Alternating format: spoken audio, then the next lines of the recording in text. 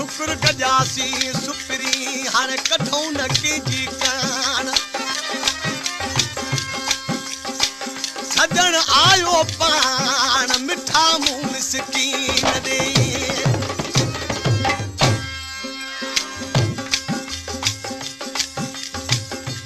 ख़बर ॿुध गुलामू बाजे वारा बैंजे वारा अॻ में मुंहिंजो हिते हिकिड़ो कलाम चयला त हलिया हलिया दिलबर जानी टोला सेज विछाई अथम उनजो महबूब न आयो त पंहिंजे महबूब खे सॾे पियो उहो शाइर आहे गुलाम हुसैन कलेरी हीअ असांजे मोरे शहर जो शाइर आहे राशिद मोराई उहो आहे सैयद पर ख़ासि करे सॾिबो आहे राशिद मोराई वो चए थो मुंहिंजो महबूब आयो आहे पर कीअं आयो आहे ऐं कहिड़े टाइम ते आयो आहे हिन कलाम जी फरमाइश आहे रईस सोराब खान मरी जी जेको मुंहिंजो दोस्त आहे पर दिली दोस्त हल्की हल्की चाटोकीअ में धीरे धीरे पैर खणी ही दवाही आधी अधारे मुंहिंजी दिल जो चोर बणी हल्की हल्की चाटोकीअ में धीरे धीरे पैर खणी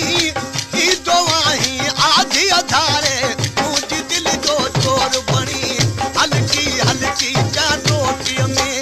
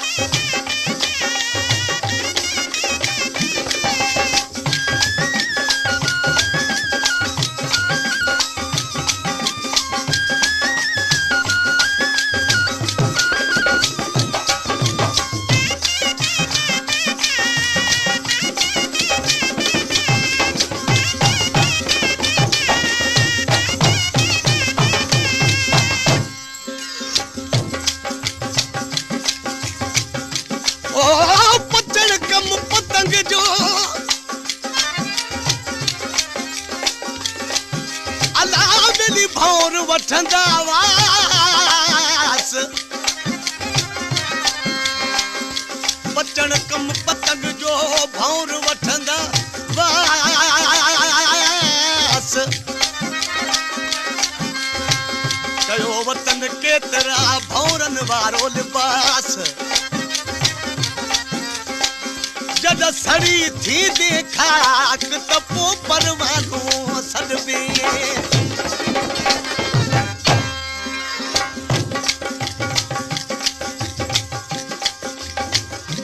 ढोलक वारा खबर बुध खुशबू इंदी आहे गुलाब मां पर राशिद साईं चए थो त मुंहिंजो महबूब जेॾी महिल ॻाल्हाए थो त उन दीवाने जे मुंह जे मथां बि पोपट मिड़ी था वञनि जी गुलाब ते पोपट मिड़ंदा आहिनि बद तुंहिंजा लब मुखड़ी वांगुर गुल जा टिड़ंदा आहिनि गुप्तन जी सुरहाण ते कई पोपट मिड़ंदा आहिनि